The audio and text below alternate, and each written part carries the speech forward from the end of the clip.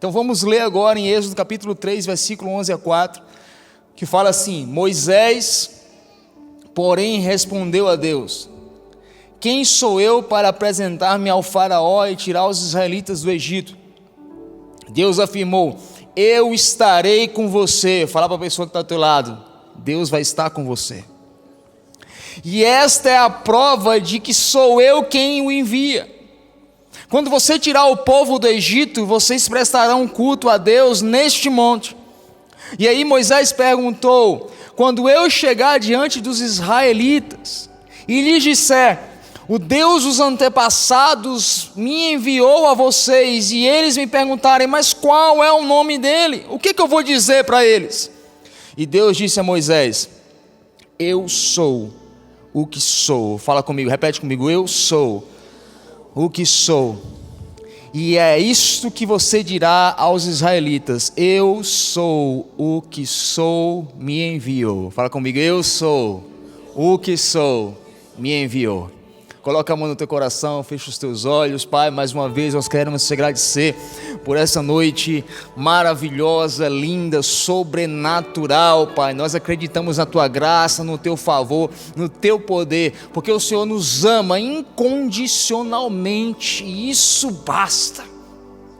Te agradeço por cada pessoa que está aqui hoje, Pai. Eu te peço, abre o nosso entendimento, abre o nosso coração para receber da tua boa semente, Pai. Nós repreendemos todo ataque das trevas nas mentes e corações, mas, Pai, em nome de Jesus, faço minhas as palavras de João Batista, que eu diminua, mas que o Senhor cresça, que não ache em mim lugar de tropeço, que não ache em mim lugar de bloqueio para o fluir do teu rio, mas nós clamamos, Pai, nós te pedimos em amor, misericórdia, apelamos para a graça. Pai, libera os teus rios hoje aqui, para que haja salvação, para que haja cura e para que haja libertação dos cativos. Pai, no nome de Jesus, vem em nosso meio, se faz real e se manifesta em nosso meio. No nome de Jesus, Pai, a Ti nós oramos e desde já nós agradecemos, porque o Senhor é bom e as Suas misericórdias duram para sempre. No nome de Jesus. E a igreja diz amém. Pode se sentar, querido, no seu lugar. Semana passada a gente falou sobre o que é a igreja. Fala comigo, o que é a igreja. E eu aconselho você a ir lá no nosso canal do YouTube e assistir essa mensagem. Eu creio que é uma mensagem poderosa que vai mudar a sua forma de pensar e interagir com a igreja de Cristo. Tem muita coisa legal lá, tem muita coisa bíblica lá. Na verdade, tudo é bíblico, né? Eu creio que a igreja ela é bíblica, mas tem muita coisa ali que eu creio que vai te abençoar. Mas hoje eu queria trazer uma mensagem que, na verdade, semana passada a gente falou um pouco, entendeu um pouco sobre o que é a igreja. Mas hoje eu queria falar um pouco sobre quem é Jesus. Quem é Jesus? Essa pergunta foi feita para Pedro lá em Mateus capítulo 16, quando as pessoas estavam falando: Jesus é o profeta, Jesus é Jeremias, Jesus é o Elias que virá. E aí Jesus vira para os discípulos e pergunta assim: que vocês? Quem vocês dizem que eu sou? E a gente precisa entender que a igreja, ela nasce num contexto de uma pergunta acerca da identidade de Cristo. Então, semana passada a gente entendeu o que é a igreja para Cristo, mas a gente precisa também entender o que é Cristo para a igreja.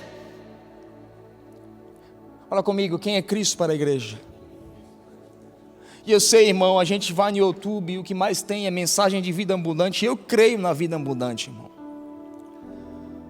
Mas eu estava hoje questionando o que é essa vida abundante. Eu só ouvi uma coisa. Pergunta para mim o que? Eu sou o que sou. Aqui está o segredo do que é a vida abundante. E nada melhor para saber quem Jesus é para a sua igreja do que através das próprias palavras do próprio Jesus. A gente vai ver que Jesus fala ali em João, e a gente vai decorrer sobre João 7 vezes. Fala comigo, 7 vezes. Eu sou. Ele mesmo está dizendo quem ele é. Então não precisa de muita revelação, porque o próprio Cristo já revelou quem ele era. E a gente vê ali em João capítulo 8, versículo 58, num ambiente, num contexto em que os judeus eles eram orgulhosos por serem descendência de Abraão. Eles tiveram que escutar ali Jesus falar: antes que Abraão existisse, eu sou. Eu sou, antes que a sua fé passasse a circular na sua mentalidade.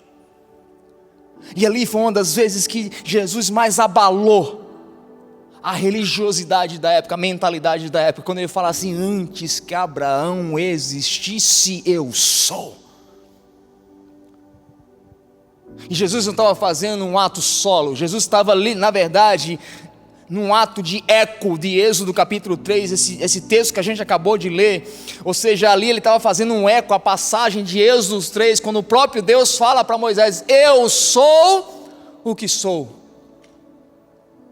Em João 8, Jesus está conectando-se com Deus para conectar as pessoas com Ele. Ele falou assim: antes de Abraão existir, eu já era.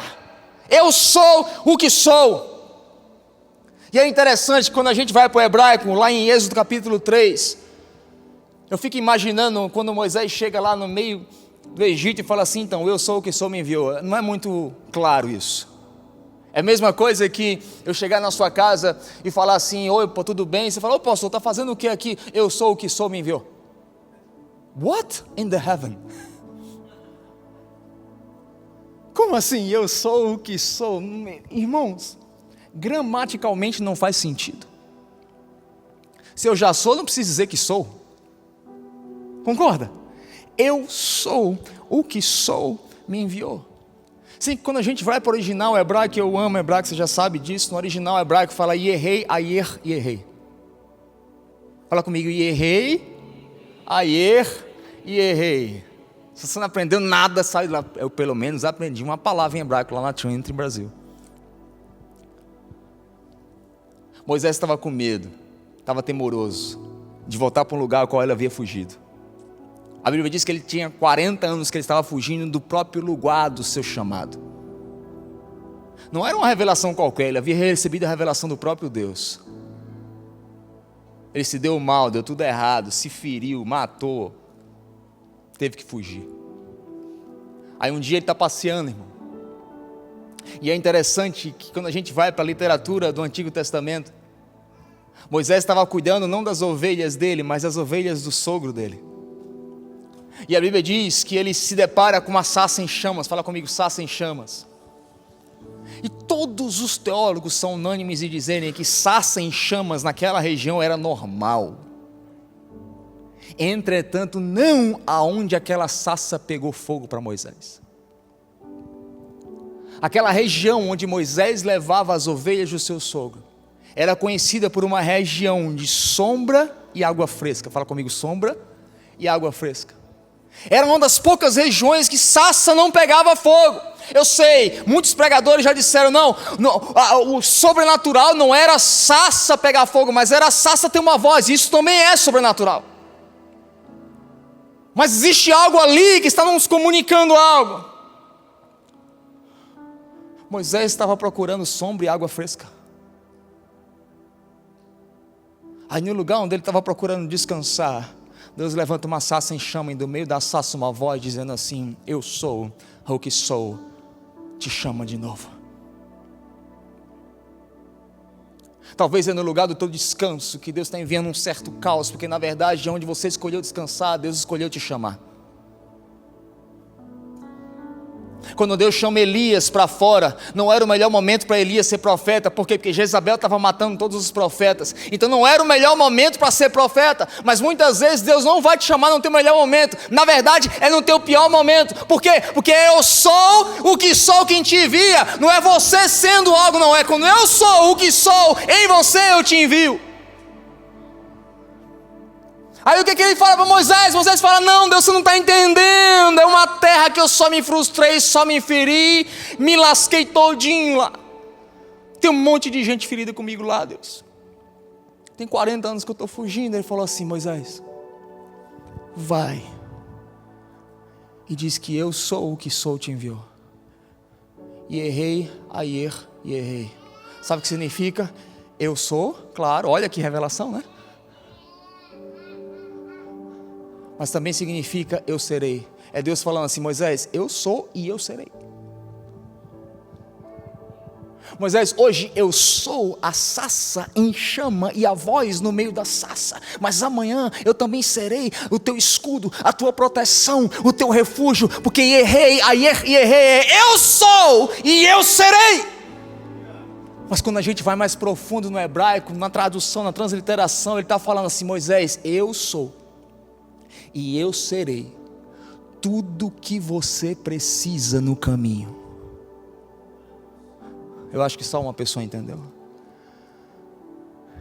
E errei, é eu sou e serei tudo que você precisa que eu seja no caminho. Então já deu para entender que o tema hoje, já botaram? Repete comigo: eu sou tudo que você precisa. Assim diz o Senhor para a tua vida hoje. O que é que você precisa? Faz uma lista na cabeça. Aí Deus fala: eu sou. É isso que Deus está dizendo para Moisés. Moisés, ele começa a surgir com um monte de coisa. Moisés, para findar a conversa, eu sou e serei tudo o que você precisa. Antes de você fazer a lista, eu já sou e serei tudo o que você precisa. Então vai, Moisés, anda. A gente precisa entender uma coisa, queridos. Deus sempre será tudo que eu preciso, mas no caminho. Fala comigo: no caminho.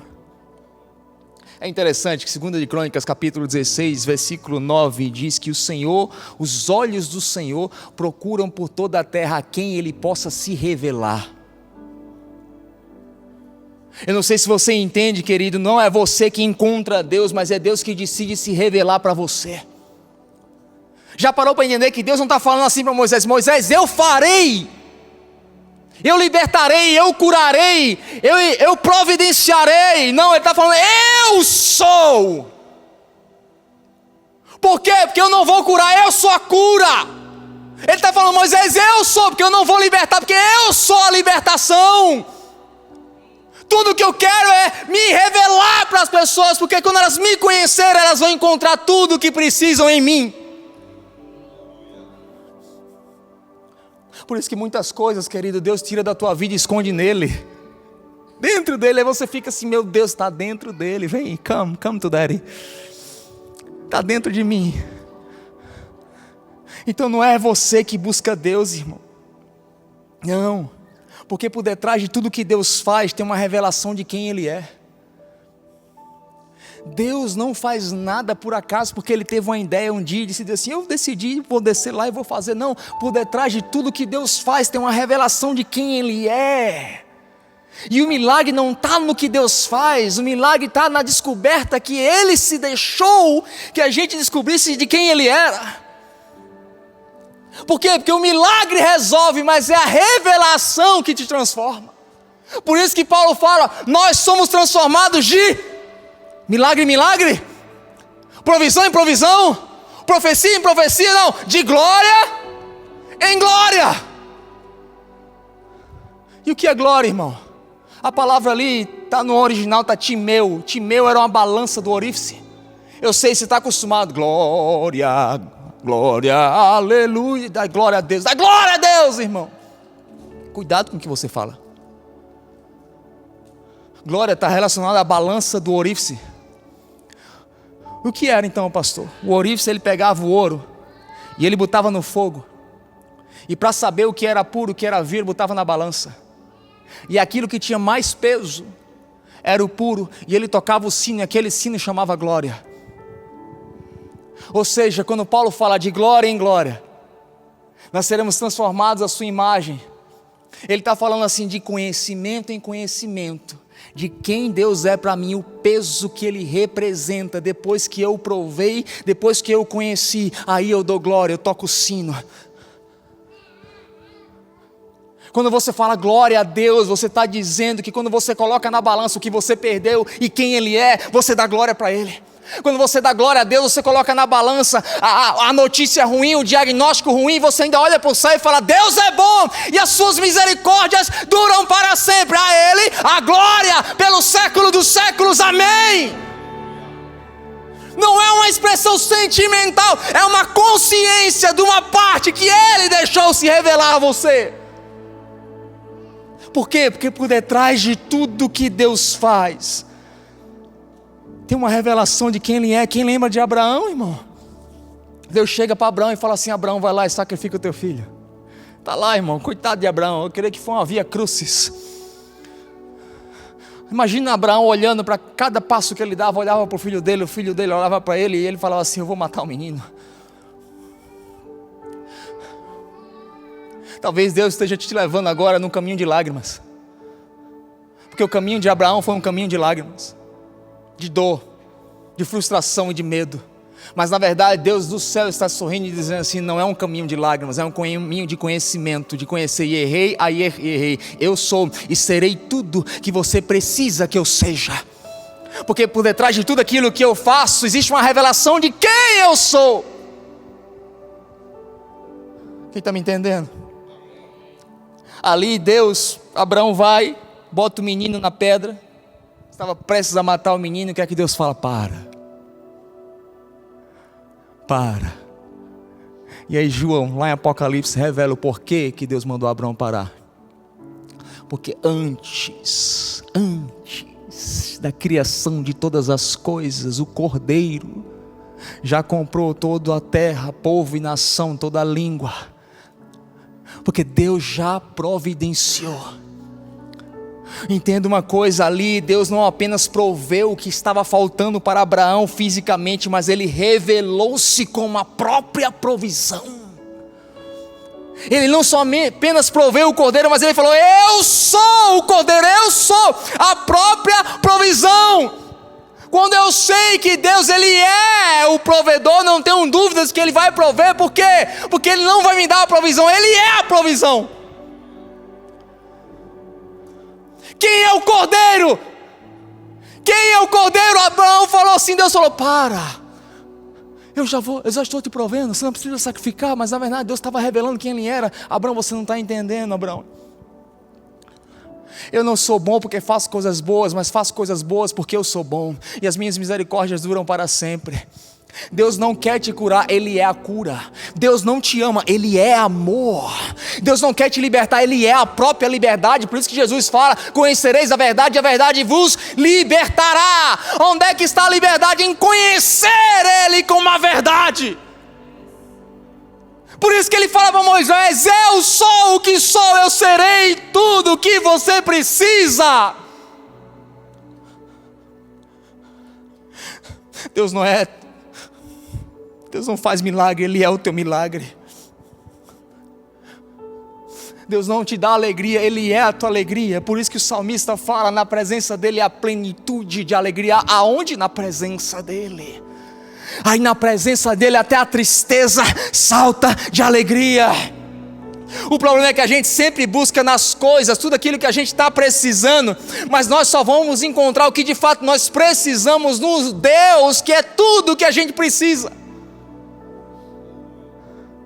Sabe por que a gente se perde? O homem se perdeu quando? Quando buscou encontrar nas coisas aquilo que ele só poderia ter em Deus. A cobra chegou para Adão e Eva e falou assim: você quer conhecer o bem e o mal? Você quer ser igual a Deus? Come. Eles não sabiam que eles já eram igual a Deus, porque Gênesis capítulo 1 e 2 fala: e Deus desceu na terra e fez o homem à sua imagem e semelhança. Fala assim comigo: porque Deus não faz, Deus é. Deus não te dá a provisão, Ele é a provisão. Deus não te dá a restauração, Ele é a restauração. E aí onde é que entra Jesus em tudo? Irmãos, nós precisamos entender que 7 vezes, fala comigo, 7 vezes Jesus fala: eu sou, ecoando o que Deus falou para Moisés em Êxodo capítulo 3. E a gente vai encontrar e vai discorrer aqui um pouco do que Jesus está falando, quem Ele é. Por quê? Porque eu sempre vou encontrar o que eu preciso em quem Jesus é. sempre. Um dia chegaram para mim e me perguntaram: pastor, como é que a gente pode... A Bíblia diz que não se pode ter uma imagem de Deus. Eu falo, na verdade, tem uma imagem de Deus, porque a Bíblia diz que Deus se fez carne. E se eu quero entender quem Deus é só eu estudar a vida de Jesus na terra. Porque a vida do próprio Cristo na terra aponta para Deus. Porque ele falava: quer ver a mim? Quem vê o Pai, vê a mim. Quem me vê, vê o Pai. Quer saber quem Deus é? Olha para a vida de Jesus na terra. Porque ele era a imagem perfeita do Deus vivo. Fala comigo, imagem perfeita. E Jesus começa, em João capítulo 6, versículo 35, no seu primeiro eu sou. Ele fala ali no segundo ano, provavelmente, do seu ministério. Logo após a multiplicação dos pães e dos peixes, ele declarou: eu sou o pão da vida, e aquele que vem a mim nunca terá fome, e aquele que crê em mim nunca terá sede. Olha o que eu acabei de falar. Ele tinha acabado de multiplicar pão e peixe. Como é que ele está falando para uma geração que estava farta de pão, falando assim: eu sou o pão, eu sou o pão da vida, e aquele que vem a mim nunca mais terá fome. O que é que Jesus estava dizendo? Vocês acabaram de comer pão, mas esse pão que vocês acabaram de comer, amanhã vocês vão ter fome de novo. Agora este pão aqui, quando você come, você já não vai ter mais fome de novo, porque você vai encontrar o saciamento em quem eu sou. Por isso que ele fala: eu sou o pão da vida. Ou seja, quando eu vivo por aquilo que eu preciso, amanhã eu vou precisar de novo. Agora, quando eu vivo por aquilo que em Deus é, nele encontrarei satisfação, contentamento, paz e alegria. Por isso que ele fala: eu sou o pão que te mata toda a sua fome. Quem vive por necessidade, irmão, só sai de uma necessidade para outra. Compra uma casa de 3 quartos, amanhã quer uma de 4 quartos. Compra um Tesla, amanhã quer uma Mercedes. Não é errado ter coisa boa, irmão. Se quiser até me dar coisa boa, que eu gosto. Mas Jesus nunca disse: eu sou o pão da tua necessidade, eu sou o pão dos teus desejos, eu sou o pão do teu sentimento. Não, ele falou assim: eu sou o pão da vida. Repete comigo: da vida.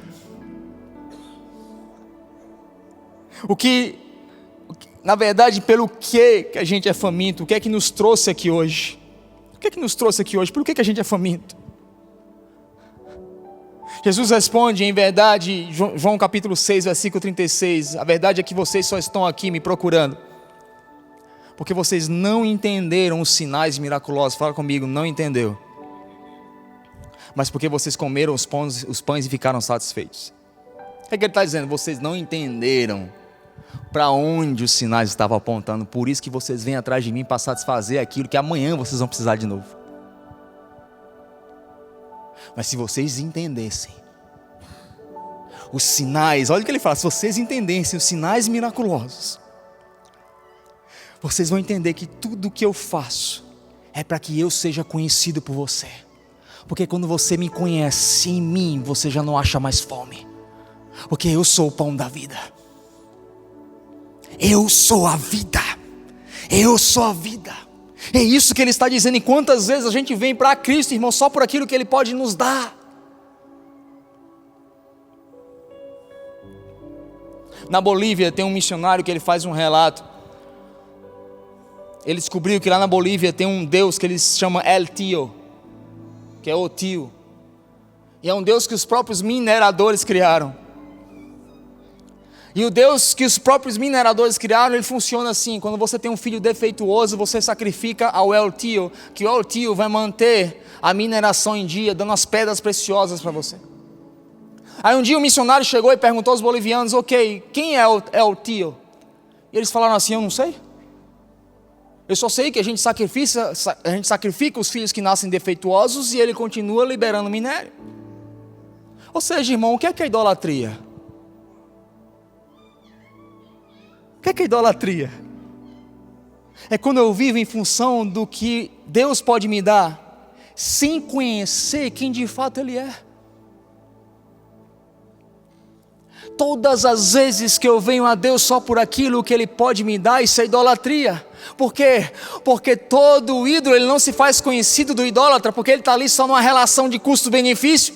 Todas as vezes que eu presto a minha devoção a algo, a alguém que eu não conheço, mas só por aquilo que ele pode me dar, sem conhecer quem ele é idolatria. Mas Deus está dizendo, Jesus está dizendo, eu sou o pão da vida. Eu não quero ser idolatrado por vocês. Eu não sou o pão da fome, eu sou o pão da vida eterna. Vinde a mim. Ele não falou vem para aqui onde eu estou, ele vem a mim, porque em mim vocês encontrarão paz e descanso. Por quê, irmão? Porque o caráter de Deus é provedor. Por quê? Porque nele não há falta. Quando eu conheço a Deus, eu já não ando ansioso por nada. Jesus fala, Mateus 6, por que vocês estão tão ansiosos pelo que comer e pelo que beber? O vosso Pai te sustentará em todas as coisas. Mas só em algumas coisas, não todas as coisas. Por quê? Porque Deus é provedor. Fala comigo, Deus é provedor. E nele não há falta. Aí a pergunta que eu te faço é, o que te falta? Pão ou conhecimento? Porque se está te faltando pão, na verdade está te faltando conhecimento. Ah, pastor, não, mas eu conheço gente que tem pão e não tem conhecimento. Por isso que se acaba. Já parou para prestar atenção que Jesus repartiu o pão e multiplicou os peixes? Fala comigo, repartiu o pão e multiplicou o peixe. O pão quem fez? Padeiro, né? Terra, fala comigo, terra. Peixe quem criou? Deus. O que você faz pode até ser partido, mas o que Ele cria só se multiplica. Por quê? Porque Ele é o Deus provedor. Fala comigo, Deus é o Deus provedor. E o caráter dele é ser provisão. Então quando te falta pão, na verdade está te faltando o quê? Conhecimento.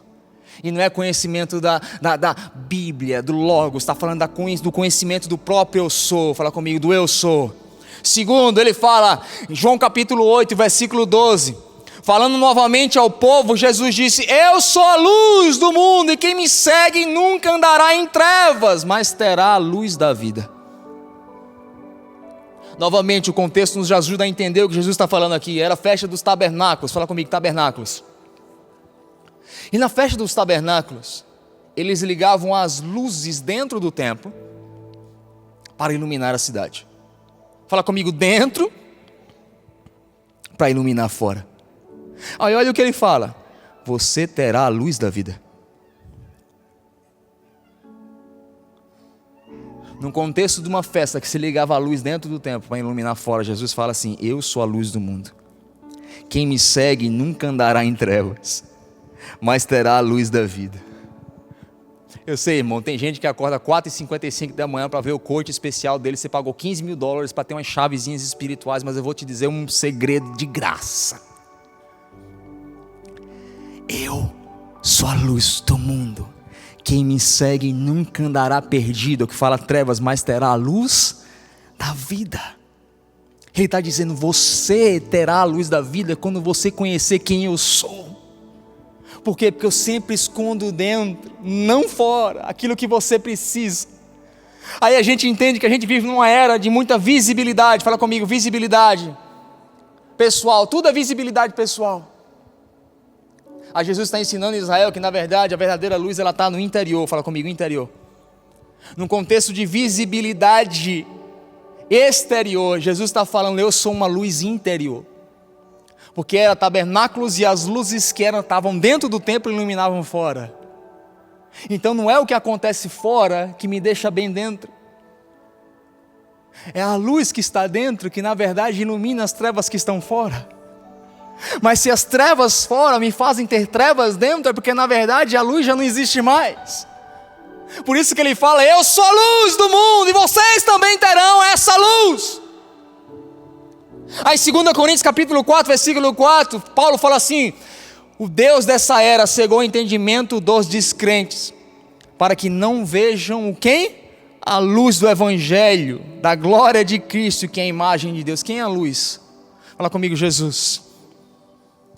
E Paulo aqui, irmão, não está falando de reter informações, não está dizendo que o Deus desse século vai reter informações, não, está de fato falando que eles vão ter uma clareza obscurecida, eles vão ter uma obscuridade na sua percepção da realidade.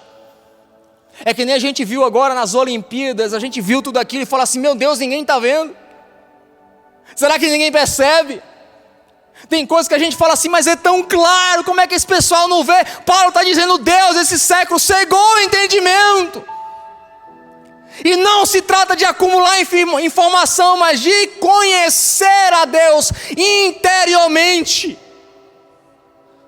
Não é fora, é dentro. Jesus falou, o reino de Deus não está fora, está dentro. Porque se você olhasse para Jesus só do lado de fora com seus olhos físicos, você também crucificaria Ele. Que de acordo com Isaías, Ele não tinha nem forma nem aparência. Mas a Bíblia fala que o Espírito Santo testifica em nós, os filhos de Deus. Quem são os filhos de Deus? É o Espírito Santo em quem? Em mim, dentro de mim, não é fora, não, é dentro de mim. Por isso que Paulo está falando, o Deus desse século trabalha com o que a gente vê fora, mas o nosso Deus trabalha com a conscientização, um conhecimento interno dentro. Onde é que está a origem da queda, irmão? Qual é a primeira coisa que aconteceu na queda? Adão e Eva olhou para si. Para onde eles olhavam antes da queda? Fala comigo, para Deus. Como é que eu sei disso? Porque eles sempre estiveram nus, mas só perceberam que estavam nus quando não olharam mais para Deus e olharam para si. Por quê, irmão? Porque a cegueira não é quando eu perco os meus olhos físicos naturais, é quando eu perco os meus olhos espirituais, aquela luz interior que me faz ver e enxergar além das trevas exteriores. É quando tudo diz não do lado de fora, é quando está um caos do lado de fora e você por algum motivo você fala, não vai dar certo, eu estou vendo Deus aqui, porque é uma luz interior. Mas quando o homem cai, ele apaga a luz interior e não exterior. Ele continuou vendo, na verdade ele ficou com os olhos bem abertos, mas com os olhos espirituais fechados. Por quê, irmão? Porque a verdadeira visão espiritual, ela emerge de um reconhecimento que o nosso propósito e identidade, ele é definido por essa luz interior e não por uma validação externa.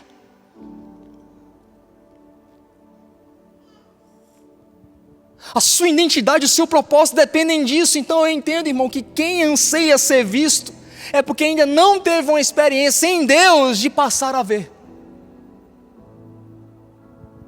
Quem quer ser visto é porque não vê. Porque quem vê já entendeu que na verdade o seu propósito e a sua identidade é definido pela luz interna e não por uma validação externa. Por quê, irmão? Porque o homem, fala comigo, se exibe, mas Deus se manifesta. E quando Deus se manifesta, nem sempre há uma exibição visível, porque Jesus visivelmente não era aquilo que eles esperavam, mas espiritualmente Ele era muito mais, Ele era a plenitude de Deus. Por isso que tem muita gente que se exibe, mas não manifesta nada. E tem muita gente que não é exibida, não tem aparência, mas manifesta muita coisa. Por quê? Porque uma luz interior, ele se encontrou com aquele que diz, eu sou a luz do mundo e você também terá luz.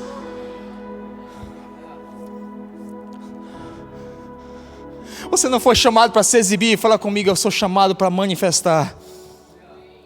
Por quê? Porque eu sou a luz. Ele está falando, eu sou a realidade. Eu sou a realidade.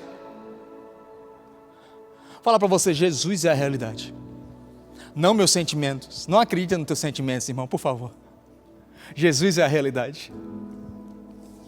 Quem já entrou numa mata bem escura, trevas total, caos? Uma vez eu entrei, irmão. Você consegue enxergar alguma coisa? Não. Mas você consegue se tocar. Por quê? Porque numa treva densa, a única coisa que é real é você. É isso que Paulo está dizendo aqui em 2 Coríntios. Deus desses séculos criou uma treva tão densa, que a única coisa que eles conseguem enxergar como real são eles mesmos. Por isso que quando Adão e Eva caíram, a primeira coisa que eles olharam foi para si. E aí, a partir da queda daquela densa trevas, eles passaram a enxergar o mundo a partir deles e não mais de Deus. Então toda a realidade, ela será descrita por aquilo que eles sentem, acham e pensam e necessitam. Já parou para pensar nisso? O homem cai, ele passa a ver o mundo a partir de si mesmo. Por quê? Porque em trevas a única coisa que é real sou eu, irmão. E a partir disso o homem começou a chamar isso de quê? Fala comigo, realidade. Deixa eu te dizer uma coisa, irmão, a tua realidade não é a realidade. Jesus está falando, eu sou a realidade. Por isso que a Bíblia fala, Ele chama as coisas que não são como se já fossem. Antes de já existir, ela já é. Ela já existe, por isso que Ele fala, eu não serei a luz, eu sou a luz. Por quê? Porque geralmente o que acontece quando você encontra a Deus é que seus olhos do coração eles são iluminados para passar a ver o mundo, não a partir dos seus sentimentos, das suas dores, medos e emoções, mas para passar a ver o mundo a partir daquele que é. Por isso que ele fala para os judeus, querido, antes de Abraão seu já era. Eu sei que você já ouviu muito isso, a fé é um salto no escuro. Fala comigo, a fé não é um salto no escuro. Na verdade a fé, irmão, é a capacidade de ver aquilo que está oculto de muitos, a partir dessa luz interior. Não é fora, fala comigo, não é fora, é dentro. Andar em fé, irmão, não é, eu não sei o que vai acontecer, é um pulo no escuro. Não, irmão, é um pulo no escuro para você. Mas pastor, a gente não sabe como será, mas eu sei que Deus é bom. E as suas misericórdias duram para sempre. Eu sei que Ele é amor, que Ele é cura, que Ele é provisão, que Ele é cuidado, que Ele é proteção, que Ele é resguardo, que Ele é o ouro, que Ele é a prata. Eu sei, então fé não é um pulo no escuro, irmão, não. Fé é quando eu consigo enxergar o que ninguém está vendo por essa luz interior. Por isso você se lança no lugar onde ninguém vê. Por isso que você faz o que ninguém está fazendo. Porque você está vendo com a luz do seu interior. Eu me lembro que no dia que chegaram, irmão, tinha mais de 20 páginas falando assim que minha filha tinha autismo, nível alto. Eu peguei aquelas páginas e falei assim, esse médico está errado. Aí todo mundo fala, não, pastor, essa sua fé aí, isso chega a beirar a loucura, né? Não, irmão, você que não está entendendo, é porque você vê o mundo a partir dos seus medos, das suas frustrações. Eu encontrei, eu sou a luz do mundo, então eu julgo tudo que acontece a partir dele, não disso.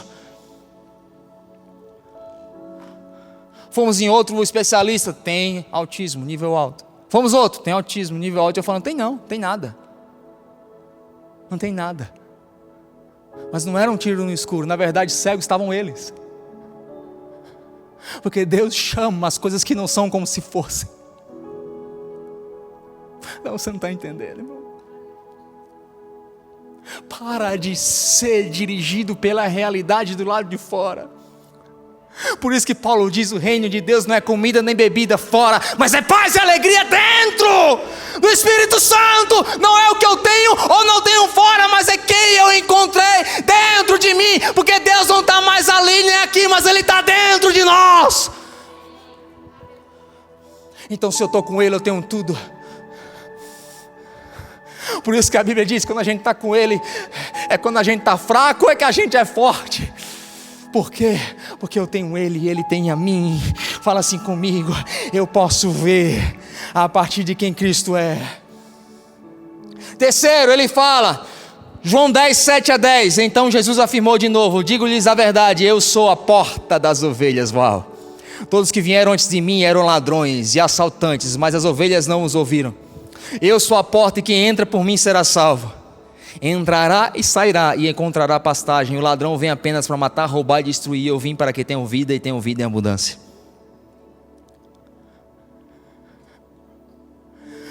A porta não é o teu networking, não é o teu degree, não é o teu dinheiro, não é o teu certificado.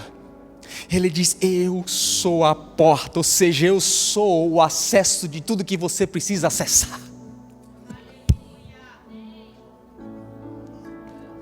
Aí você entende que tudo que você precisa acessar, na verdade, não estão a 10 passos do meu esforço, na verdade está na distância do seu joelho para o chão.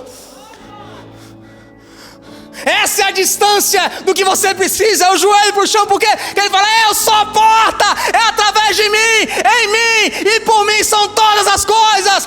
Eu sou o que sou, eu serei tudo o que você precisa. Eu sou acesso, fala comigo, eu sou acesso. Mas eu não sou somente o acesso, a Bíblia diz que ele também é o mediador. Ele é o acesso e ele é o mediador, é que ele é o guia, que fala assim: vem por aqui. Eu não sou somente a porta, mas eu sou o guia no meio da porta. Fala comigo: acesso, mediador, mas eu também sou a entrada. Meu Deus, que tipo de porta é essa? Não é qualquer porta. Fala comigo: a porta das ovelhas. Ele não fala que eu sou qualquer porta, a porta do ouro e da prata, não, eu sou a porta das ovelhas. Sabe o que eu entendo? Em Israel, irmão, não sei se você sabe, no aprisco das ovelhas de um judeu não tem porta. Peraí, wait a minute, Jesus. Fala comigo: Jesus, um judeu, falando para judeu, não faz sentido. Porque no aprisco do judeu em Israel não tem porta, mas ele estava falando: eu sou a porta das ovelhas. Uau! Sabe o que ele está querendo dizer? É que eu não sou somente a porta, porque eu sou a porta e o acesso. Por quê? Porque ele é a porta e ele está na porta. Por quê? Porque já que não tinha porta, sabe o que é que o bom pastor fala? E a gente já vai falar aqui que é o segundo, eles estão juntos: eu sou o bom pastor. Na porta de um aprisco em Israel, durante a noite ficava o bom pastor. Porque em Israel tinha o pastor e o bom pastor. Fala comigo: tem um pastor e tem um bom pastor. Pastor é aquele que ficava de dia. Mas a Bíblia fala na passagem que a gente acabou de ler: mas os lobos vêm quando? À noite, quando ninguém está vendo. Mas ele está falando: eu sou a porta das minhas ovelhas. Por quê? Porque eu sou a porta e eu estou na porta. É o que eu falei há 3 semanas atrás. Em uma passagem do Evangelho, Jesus fala para Pedro: vai. E na outra passagem do Evangelho, Jesus fala para Pedro: vem. Por quê? Porque Ele nunca vai te mandar ou deixar ir no lugar que Ele mesmo não esteja. Por isso que Ele é a porta e Ele está na porta. Fala comigo: Ele é. E Ele está. Ele está lá, ao mesmo tempo que Ele é. Por quê? Porque ao mesmo tempo que Ele te dá um milagre, Ele é a cura. Porque ao mesmo tempo que Ele cura as tuas dores, Ele é o teu refúgio. Ele é, oh meu Deus do céu, Ele é, fala comigo: Ele é. Aí Ele fala: e quando você passar por a porta, tudo estará salvo. Por quê? Porque dentro do aprisco tudo está salvo. Então tudo que você tem medo de perder é porque na verdade você não colocou dentro do aprisco, da qual Ele é a porta. Porque se você tem medo de perder é porque não é de Deus. Porque tudo que é de Deus Ele fala: está salvo. Toca aqui em Daddy: mas e o ladrão? Está salvo, ele não é nem doido de entrar. Eu estou na porta porque eu sou a porta e eu estou na porta. Mas vem um ladrão, vem um bandido, vem a traça, vem a economia, vai mudar de presidente e eu vou para um país pobre. Não, Ele está dizendo: eu sou a porta e eu estou na porta. Se você entregou para mim, está dentro do lugar de acesso que eu te dei, tudo estará salvo.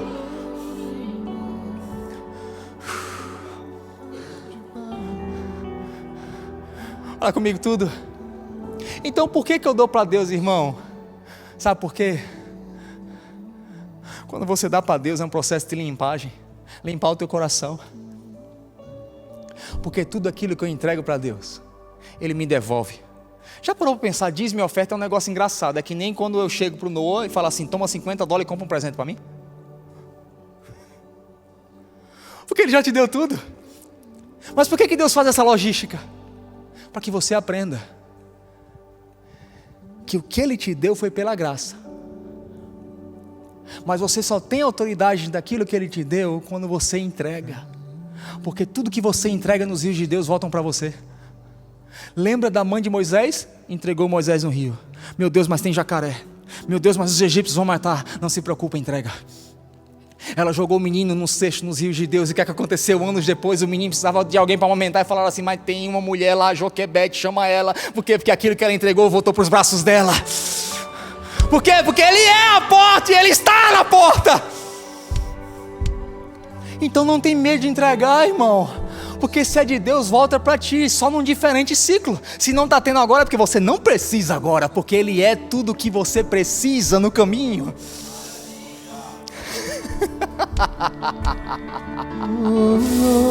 Oh, meu Deus.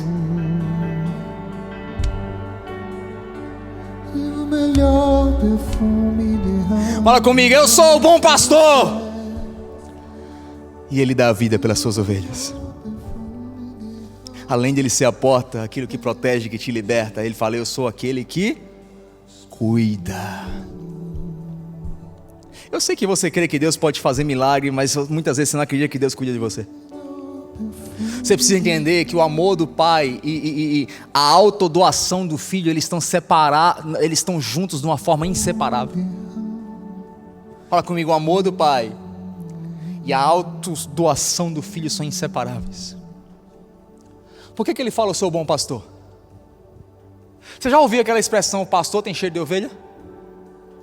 Não está na Bíblia, mas isso é uma coisa que a gente escuta muito na igreja. Por quê? Porque os estudiosos entenderam na época que havia o pastor, fala comigo, o pastor, e o bom pastor.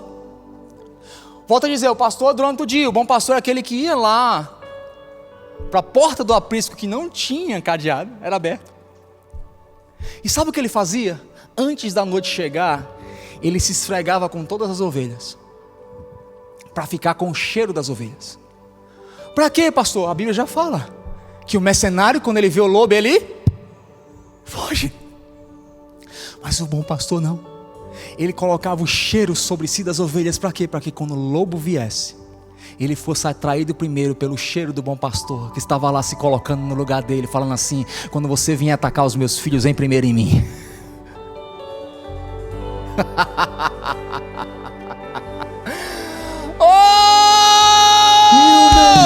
Perfume derramo aos teus pés. Você não está me entendendo, irmão? É como que se Deus se passasse por você para receber o seu castigo, mas foi assim. Por quê? Porque quando o diabo vai te atacar, ele decidiu te atacar, ele não entendeu que na verdade era o próprio Deus se fazendo passar por você, esperando ele para dar o troco. O diabo achou que matando Jesus estava matando você. Mas na verdade o bom pastor ele colocou sobre ele todo o seu cheiro. Por isso que ele fala: Deus meu, onde estás? Me abandonaste. Por quê? Porque para Deus o que sobe é o cheiro, irmão, não é o que a gente fala. Está em Apocalipse. Mas lá na cruz, o cheiro que subiu para Deus não foi o do Cordeiro Santo, justo, puro, sem mácula. Foi o cheiro do bom pastor que carregou o teu pecado, o meu pecado, e colocou sobre ele o cheiro. Por isso que ele recebe a ira de Deus. Entenda, quando Jesus fala assim: eu sou o bom pastor, eu cuido de você, eu protejo você e carrego sobre mim o teu cheiro.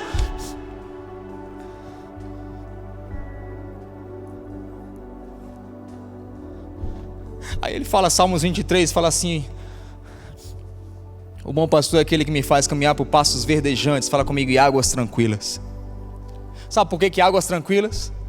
A ovelha é um animalzinho bem medroso. E o judeu sabia que águas turbulentas assustavam as ovelhas. Sabe o que Deus está falando, irmão? Ele se preocupa tanto contigo, que Ele não apenas se preocupa com a tua dor, com as tuas perdas, mas com a tua tranquilidade. Ele fala: vem cá, minha ovelhinha. Não, água muito barulhenta. Não, vem cá, eu vou pegar você aqui. Bota aqui. Fala comigo, o bom pastor cuida até do meu estado emocional. Ele se importa com minhas emoções. Ele se importa com as minhas sensações, com o meu estado interior. Não somente com o meu exterior, mas o bom pastor, Ele cuida de mim por inteiro, dentro e fora, das minhas contas e da minha alma. Tem gente que acha que Deus não está nem aí porque você sente, irmão, Ele está. Por isso, senão Ele não levaria as ovelhas por águas tranquilas. Agora fala comigo, as ovelhas são de quem? Falta 6 minutos, eu já... Meu Deus. Esse relógio está endemoniado, irmão. Fala comigo, as minhas ovelhas conhecem a minha voz. Uau. De quem são as ovelhas? Fala para mim, quem? Deixa eu te dar uma notícia. Se você congrega aqui na nossa igreja, você não é minha ovelha. Deus me livre e guarde. Pastor, não, irmão, eu vou roubar dele. Quem rouba as ovelhas para si, está lá, João capítulo 10, versículo 10. É o diabo que vem matar, roubar e destruir. Porque na verdade o contexto é de falso profeta. Quando Jesus chega para Pedro e fala assim: Pedro, tu me ama? Aí Pedro fala: mas o que ele fala? Então apacenta as tuas ovelhas. Apacenta as minhas ovelhas. Então deixa eu te dizer uma coisa: eu não sou teu pastor, eu sou só o pastor auxiliar de Cristo.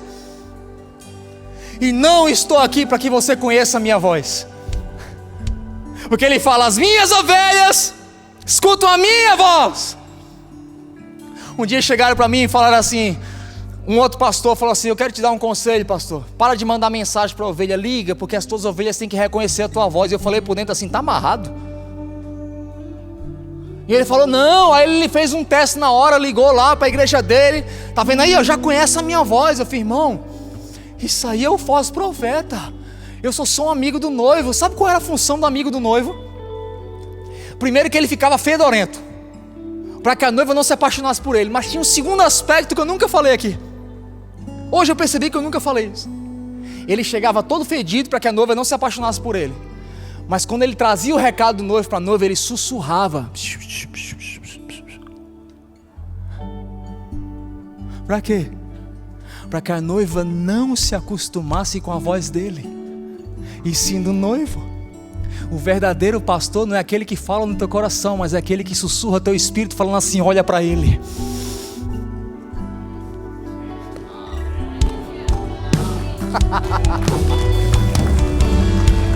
Olha para ele. Ele é teu pastor. Não fui eu que morreu por você, foi ele. Não fui eu que coloquei o teu cheiro sobre mim, foi ele. Para de chamar, Brasil, teu pastor de pasto. Uau! Meu Deus, você me dá mais 10 minutos aí, irmão? Fala, não? Alguém retira a irmã aqui do meio da igreja. Está expulsa, excomungada. Não, medo é pá. Fala comigo, a igreja é do Senhor.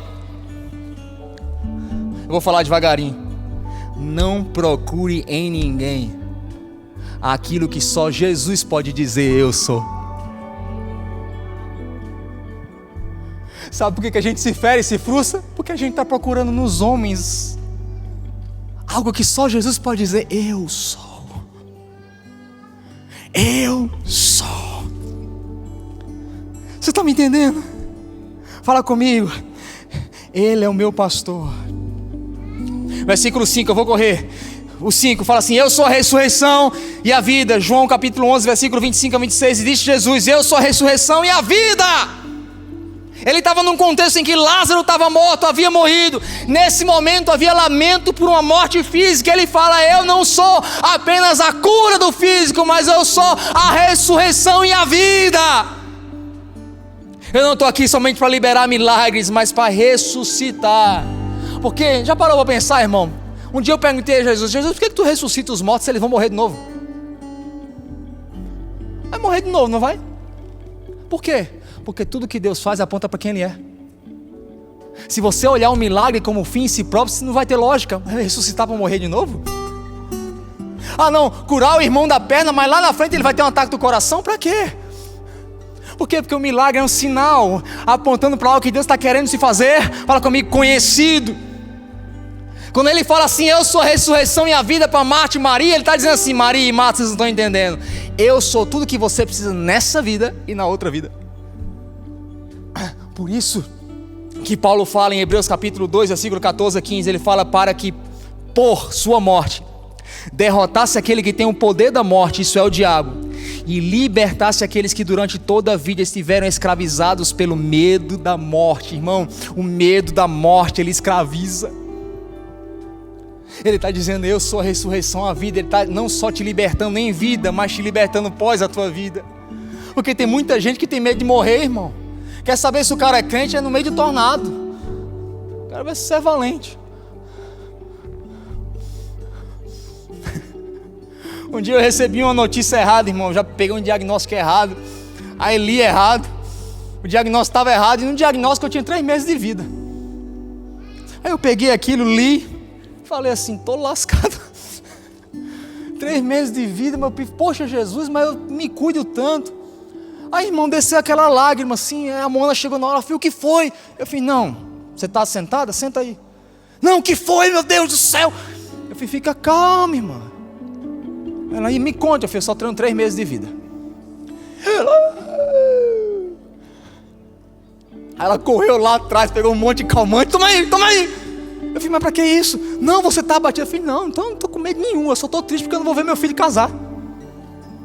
Ela, como assim? Eu falei, não, eu não tô com medo, por quê? Porque eu já conhecia Ele é a ressurreição e a vida, eu sempre onde eu vou, irmão, eu vou estar melhor que vocês. Quando eu chegar lá, vai estar o Rei dos Reis me esperando. Come on, vem pras bodas do papai. Eu não sou mais escravo do medo.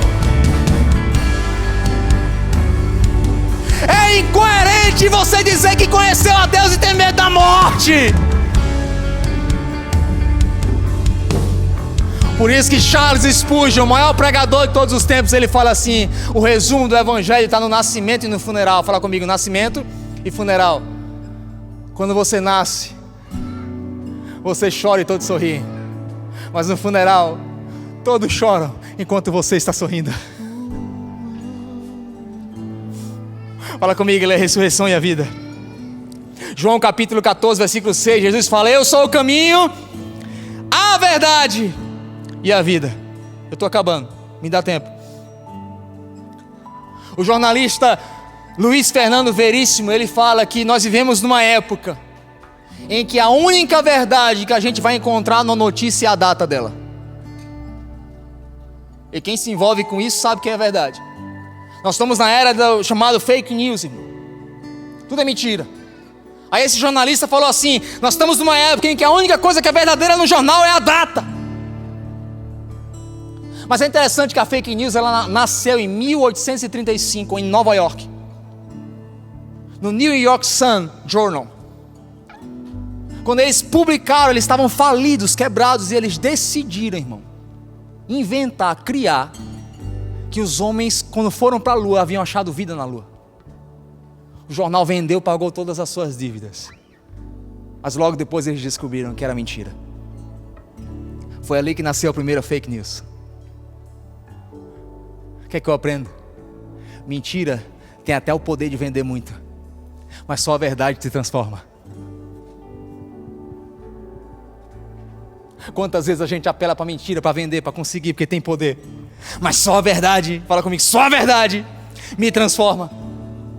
Aí Jesus do nada se levanta, fala comigo, no meio helenista. Jerusalém era helenista, eles eram baseados em Sócrates, Platão, Aristóteles e Sêneca.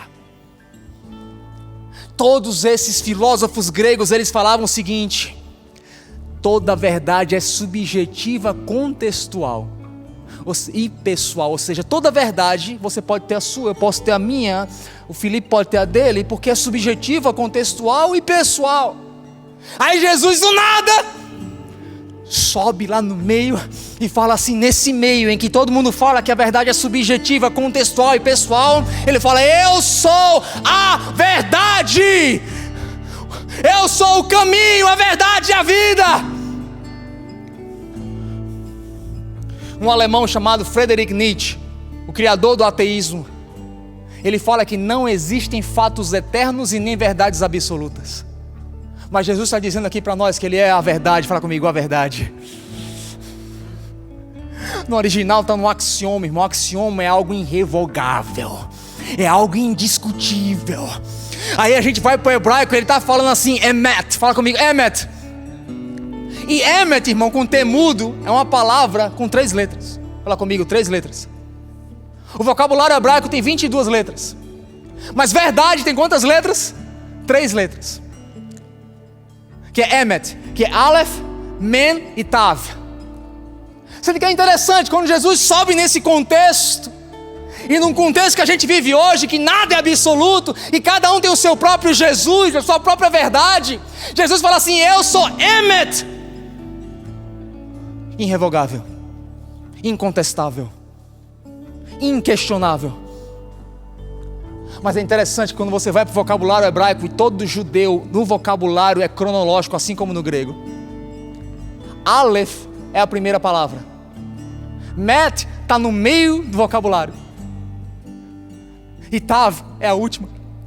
Sabe o que ele está dizendo? Eu sou a verdade, porque eu estou no começo, eu estou no meio e eu estou no fim. Eu era, eu sou e eu serei. Aleph, Men, Tav. Ou seja, eu estou lá no começo, eu estou lá no meio e eu estou no fim. Eu sou a verdade, eu era a verdade, eu serei a verdade. Por isso que João fala, ele é o alfa, ou seja, o que começou, e o ômega, o que terminou. Eu sou a verdade. Uau, fica de pé no seu lugar.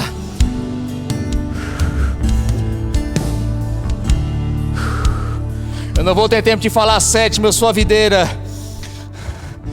Mas fala assim comigo, ele é a verdade. Eu não sei onde você está hoje, o que você precisa hoje, mas eu tenho uma certeza irrevogável, inquestionável, um axioma grego. Ele é tudo aquilo que você precisa.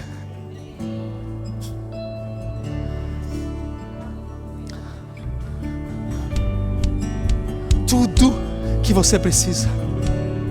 Pastor, mas tudo que você precisa. Eu não sei o que você precisa, mas Deus está te dizendo, você não vai encontrar nas coisas que eu criei, mas vai encontrar naquele que criou. Amém? Já não sou mais escravo do medo,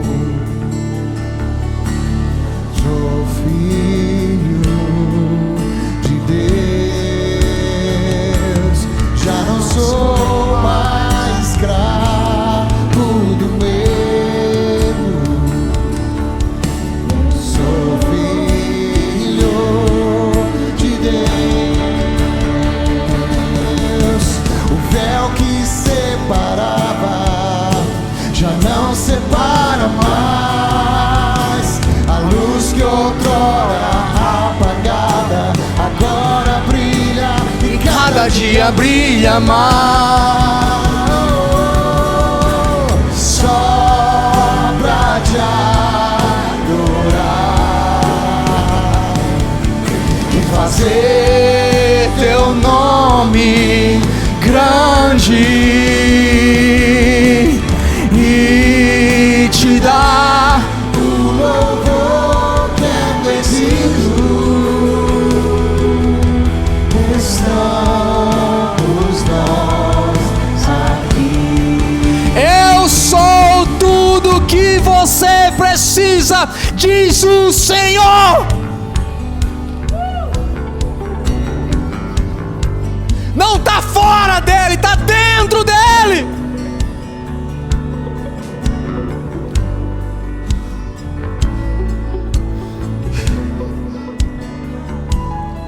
Se você puder esquecer tudo que eu te falei, só se lembra de uma coisa: Ele é tudo o que você precisa. Pai, abençoa o teu povo hoje com conhecimento de quem o Senhor é, porque tudo que o Senhor faz tem uma proposta de revelar quem o Senhor é. O Senhor é bom e é inquestionável. E se eu conhecer a tua bondade, eu jamais terei medo, porque o Senhor é o bom pastor. O Senhor coloca sobre si o meu cheiro, para que eu não seja o primeiro alvo. O Senhor é a porta, é o pão, é a luz, a ressurreição e a vida, a videira verdadeira. O Senhor é tudo aquilo que nós precisamos. Deus te abençoe, querido. Tenha uma semana abençoada, debaixo da graça, da paz e da misericórdia do Senhor. Vão em paz. Deus te abençoe.